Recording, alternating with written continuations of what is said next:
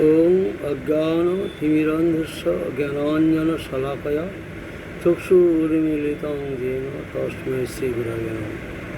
বাঞ্ছাকল্পতরুভ্যশ্চ কৃপাসিন্ধুভ্যেব চ পতিতানাং পাবনেভ্যো বৈষ্ণবেভ্যো নমঃ। শ্রীকৃষ্ণ চৈতন্য প্রভু নিত্যানন্দ শ্রী অদ্বৈত গদাধর শ্রীবাসাদি শ্রী গৌরভক্তবৃন্দ। হরে কৃষ্ণ কৃষ্ণ কৃষ্ণ হরে হরে, হরে রাম রাম রাম হরে হরে।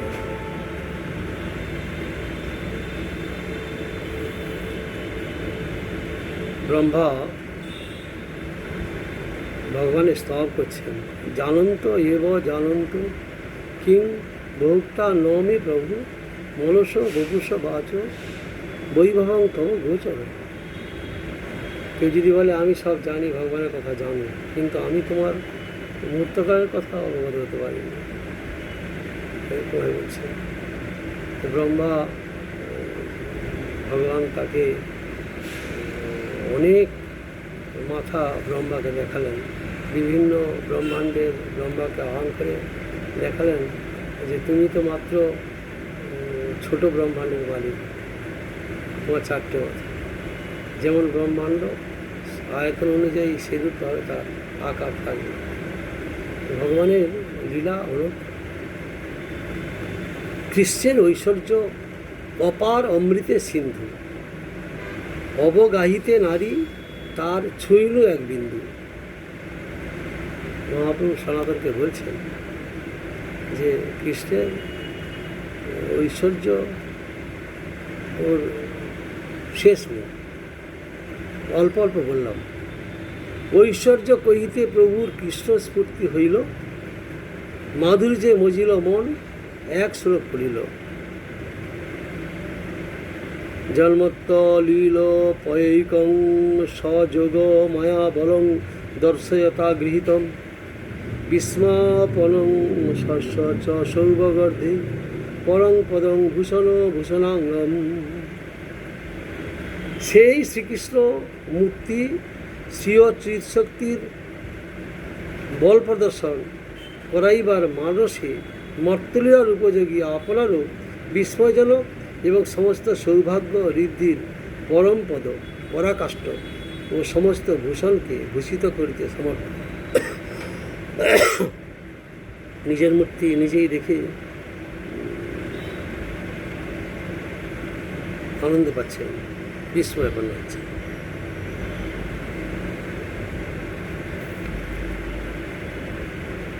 কৃষ্ণ স্বরাজ্য লক্ষ্মীরূপ নিজ চিৎশক্তি বিশিষ্ট হইয়া নিত্য বিরাজমান। ভগবানের চিৎশক্তি সম্পত্তিকেই ষড়ৈশ্বর্য বলে। চিৎশক্তিমত বিগ্রহ কৃষ্ণের নিজ শক্তি ও সেবিকা। কৃষ্ণের যতেক খেলা সর্বোত্তম নরলীলা, নরবপু তাহার স্বরূপ গোপবেশ বেণুকর নবকিশোর নটবর, নরলীলার হয় অনুরূপ। কৃষ্ণের গোকুল লীলা, বাসুদেব শঙ্কর্ষণাদি পরব্রহ্ম লীলা, কারণাবসায়ী প্রভৃতি পুরুষাবতার লীলা, মৎস্যকুর্মাদি নৈমিত্তিক অবতার লীলা, ব্রহ্মা শিবাদি গুণাবতার লীলা, পৃথু ব্যাসাদি আবেশ অবতার লীলা, সবিশেষ পরমাত্মাদি লীলা, নির্বিশেষ ব্রহ্ম প্রভৃতি অনন্ত ক্রীড়াময় ভগবানের খেলাসমের মধ্যে তারতম্য বিচারে কৃষ্ণের নরলীলাই সর্বশ্রেষ্ঠ। নরবপু প্রকট করে যে এসেছেন এইটাই শ্রেষ্ঠ। কিন্তু হেয় মর্ত অনিত্য অনুপাদেয় সসীম অবচ্ছিন্ন বা পরিচ্ছিন্ন প্রভৃতি প্রাকৃত বিশেষণ মল বিশিষ্ট নহে। আমাদের মতো মল বিশিষ্ট নয়, অপ্রাকৃত দেহ। নরদেহটা একই নয়। আমাদের নরদেহ মায়ের গর্ভে 10 মাস 10 দিন থাকতে হয়েছে, ভগবান আবির্ভূত এরকম নয়। আর আমরা যেরকম মলযুক্ত, আমাদের ভগবানের সেরকম আমাদের প্রাকৃত দেহ, আর আত্মাটা অপ্রাকৃত। কিন্তু ভগবানের আত্মা দেহ সবই অপ্রাকৃত। কৃষ্ণের মধুর রূপ শুন সনাতন, যে রূপের এক কণ ডুবায় যে ত্রিভুবন, সর্বপ্রাণী করে আকর্ষণ।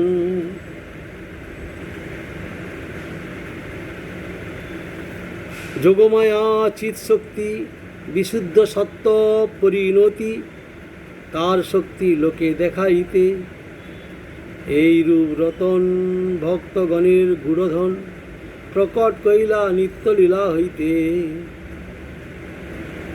শ্রীকৃষ্ণমূর্তি তাহার চিৎশক্তি নামক যোগমায়ার সন্ধিনীগত বিশুদ্ধ সত্য তত্ত্বের পরিণাম স্বরূপ। রূপ দেখি আপনার কৃষ্ণের হইল চমৎকার, আস্বাদিতে মনে উঠে কাম, সৌভাগ্য যার নাম, সৌন্দর্যাদি গুণগ্রাম, এই রূপ নিত্য তার ধাম। সৌন্দর্যাদি গুণসমূহ যে চিত্তত্ত্বের পরম সৌভাগ্য, তাহা এই কৃষ্ণরূপেই নিত্য অবস্থিতি করে।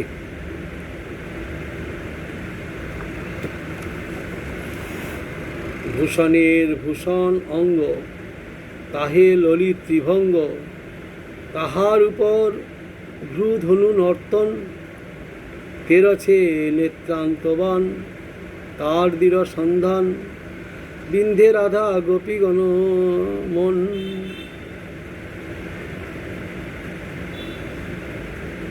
অলঙ্কার, এই যে বলছেন কৃষ্ণের ভূষণের ভূষণ অঙ্গ, তাতে ললিত ত্রিভঙ্গ, তাহার উপর ভূধনু নর্তন, তেরেছে নেত্রান্তবান, তার দৃঢ় সন্ধান, বিন্ধে রাধা গোপীগণ মন। অলঙ্কারটা কীরকম? অঙ্গের ভূষণ, কিন্তু কৃষ্ণাঙ্গ শোভা এতাদৃশ অপূর্ব যে কৃষ্ণের অঙ্গ যে অলঙ্কারে অলঙ্কার, তাদৃশ অঙ্গ শোভা সত্ত্বেও ললিত ত্রিভঙ্গে যেন অধিক পরিমাণে শোভা বৃদ্ধি পাইতেছে। লোকে অলঙ্কার পরালে ভালো দেখায়, আর কৃষ্ণের যে এমনি শরীরের যে সৌন্দর্য, অলঙ্কারের অলঙ্কার, আর খুব সুন্দর দেখায়, অধিক শোভা বৃদ্ধি করে। তৎসত্ত্বেও চক্ষুর উপরিভাগে ধনুতুল্য ভ্রূনৃত্য করিতেছে, তির্যকভাবে অপাঙ্গ দৃষ্টিরূপ বাণ ভ্রূধ্বনিতে সংযোগ করিয়া রাধা এবং তদনুগ গোপীগণের মনকে বিদ্ধ করিবার উদ্দেশ্যে দৃঢ়ভাবে সন্ধান করিতেছে। চোখের চাউনিটা বাঁকা, যেন তীর বিঁধবে, ধনুকে তীর যোজন করে বিধার জন্য, এমন চোখের চাউনিটা এমন আকর্ষণীয়। সেই চাউনি দ্বারা ধনুতুল্য ভ্রূ নৃত্য করিতেছে, তির্যকভাবে অপাঙ্গ দৃষ্টিরূপ বাণ ভ্রূধনুতে সংযোগ করিয়া রাধা ও তদানুগ গোপীগণের মনকে বিদ্ধ করিবার উদ্দেশ্যে দৃঢ়ভাবে সঙ্গে করিতে। দর্শন করে আকর্ষণ, ভগবানের কৃষ্ণ আকর্ষণীয় বস্তু, সবকে আকর্ষণ করে।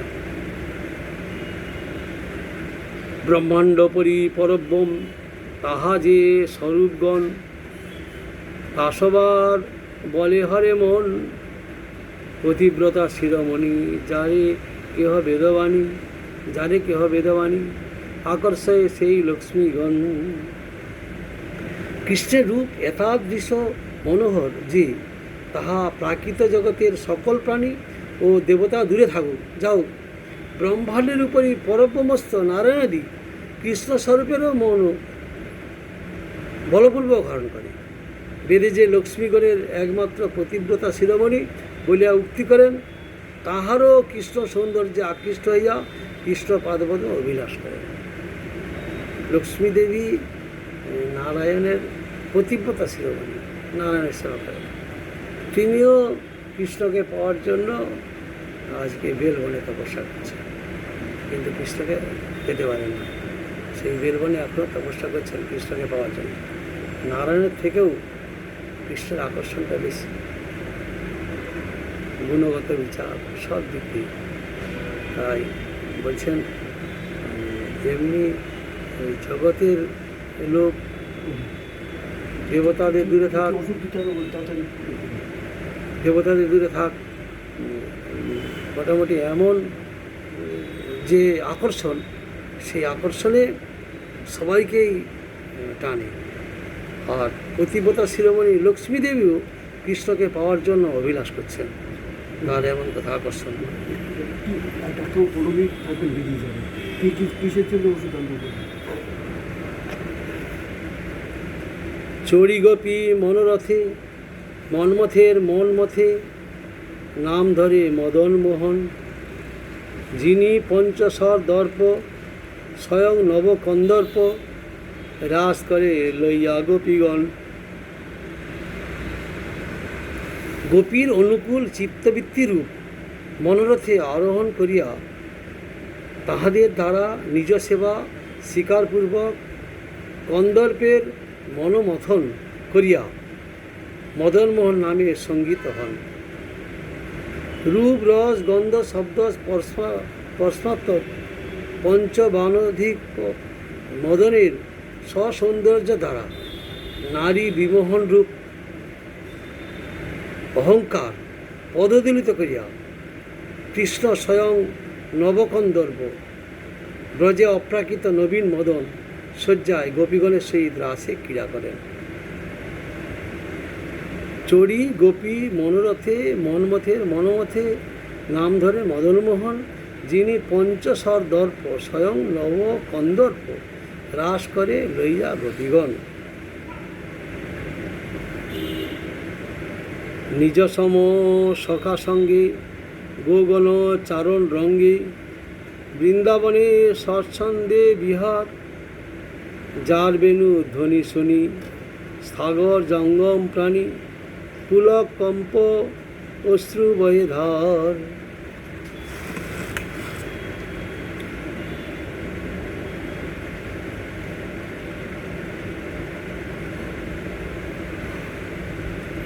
মুক্তাহার বকপাতি ইন্দ্রধনু পিঞ্ছতথি পীতাম্বর বিজলি সঞ্চার, কৃষ্ণ নবজলধর জগৎ শস্য উপর, বরিশয়ে লীলামৃত ধার। কৃষ্ণের গলদেশে যে মুক্তা মালার হার আছে, উহা শুভ্র বক শ্রেণী সদৃশ। কৃষ্ণ শিরদেশে যে ময়ূর পাখা আছে, তাহা ইন্দ্রধনু তুল্য এবং কৃষ্ণের পীতবসন বিদ্যুতের ন্যায়। কৃষ্ণ যেন নব মেঘ সদৃশ, আর গোপীগণ যেন জগতের শস্য রাশি সদৃশ।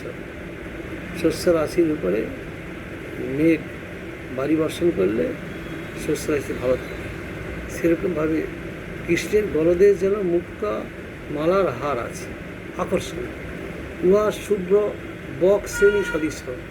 কৃষ্ণের শিরদেশে যে ময়ূর পাখা আছে, তা ইন্দ্রধনু তুল্য, কৃষ্ণের পীতবসন বিদ্যুতের নেই। কৃষ্ণ যেন নব মেঘ সদৃশ, আর গোপীজন যেন জগতের শস্য রাশি সদৃশ। মাধুর্য ভগবত্তাসার ব্রজে কৈল পরচার, তাহা সুখ ব্যাসের নন্দন, স্থানে স্থানে ভাগবতে বর্ণিয়াছে জানাইতে, তাহা শুনি নাচে ভক্তগণ। মাধুর্য ভগবত্তাসার, সমগ্র ঐশ্বর্য, সমগ্র বীর্য, সমগ্র যশ, সমগ্র সৌন্দর্য, সমগ্র জ্ঞান, সমগ্র বৈরাগ্য, এই 6টি গুণকে ভগবত্তা বলে। তন্মধ্যে সমগ্র শ্রীর নাম মাধুর্য, তাহাই ষড়বিধ ভগবত্তার সার, তাহারই নামান্তর মাধুর্য। শ্রীকৃষ্ণ মূর্তিতে মাধুর্য প্রধান ভগবত্তা এবং নারায়ণ মূর্তিতে ঐশ্বর্য প্রধান ভগবত্তা। শ্রীকৃষ্ণ মূর্তিতে মাধুর্য প্রধান ভগবত্তা মাধুর্য, আর নারায়ণের ঐশ্বর্য।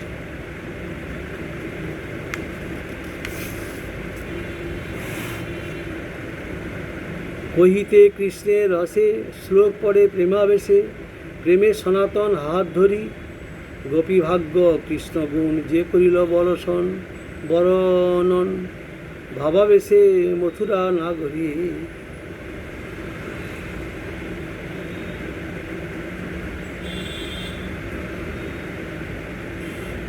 মথুরাবাসিনীগণ গোপীর অসামান্য সৌভাগ্য ও কৃষ্ণের অলৌকিক গুণ ভাবভরে যেরূপ বর্ণন করিয়াছেন, শ্রী গৌরহরি কৃষ্ণরস বলিতে গিয়া প্রেমপূর্ণ হইয়া সনাতনের হাত ধরিয়া প্রেমাবেশে সেই শ্লোক পড়িতে লাগিলেন।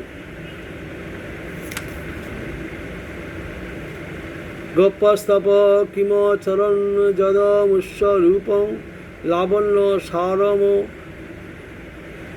সমর্ধ মনন্য সিদ্ধম দৃগ্ভি পিবন্তানু সবাভিনবং দুরাপমেকান্ত ধাম যশস শ্রিয় ঐশ্বরস্য।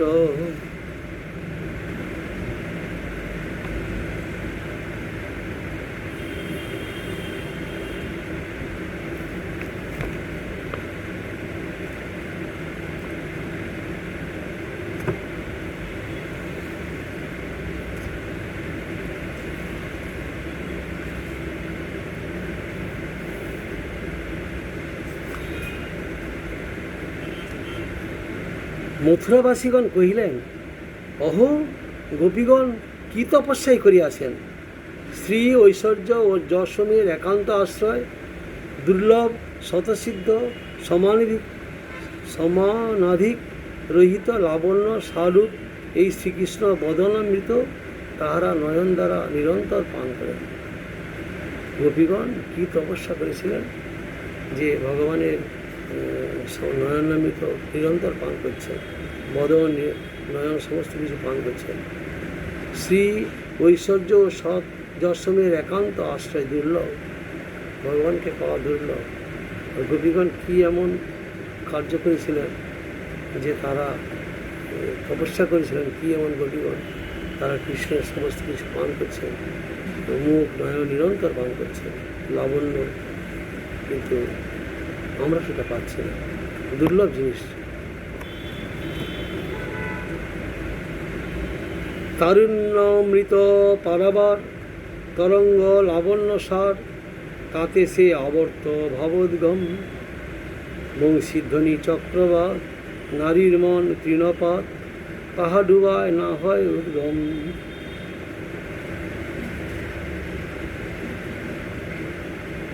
নিত্য তরুণতা রূপ মহাসমুদ্রের তরঙ্গবৎ লাবণ্য সার কৃষ্ণ শরীরে লক্ষিত হয়, তাহাতে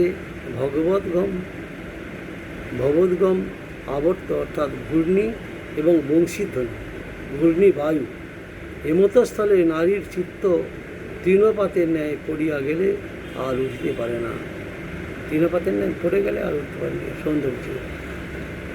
সখী হে কিতাব কহিল গোপীগণ, কৃষ্ণরূপ সুমাধুরী, পিবি পিবি নেত্র ভরি, শ্লাঘ্য করে জন্ম তনু মন।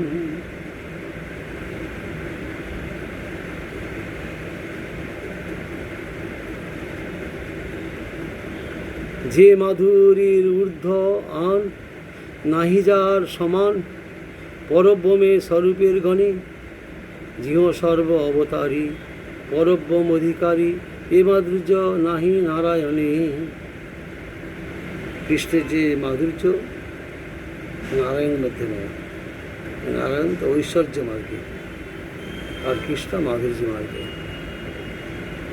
তাতে সাক্ষী সেই রমা নারায়ণের প্রিয়তমা, প্রতিপতাগণের উপাস্যা, তিহ যে মাধুর্য লোভে ছাড়ি সব কামভোগে, ব্রজ ব্রত করি কইলা তপস্যা। সেটা সাক্ষী প্রমাণ আছে যে লক্ষ্মী দেবী তিনি নারায়ণের প্রিয়তমা, কিন্তু মাধুর্য লোভে তিনি সব ছেড়ে তপস্যা করছেন কৃষ্ণকে পাওয়ার জন্য। আমাদের ঐশ্বর্য থেকে মাধুর্য শ্রেষ্ঠ। বাঞ্ছা কল্পতরু কৃপা সিন্ধু ভয় পতিতানাং পাবনেভ্যো বৈষ্ণবেভ্যো নমঃ।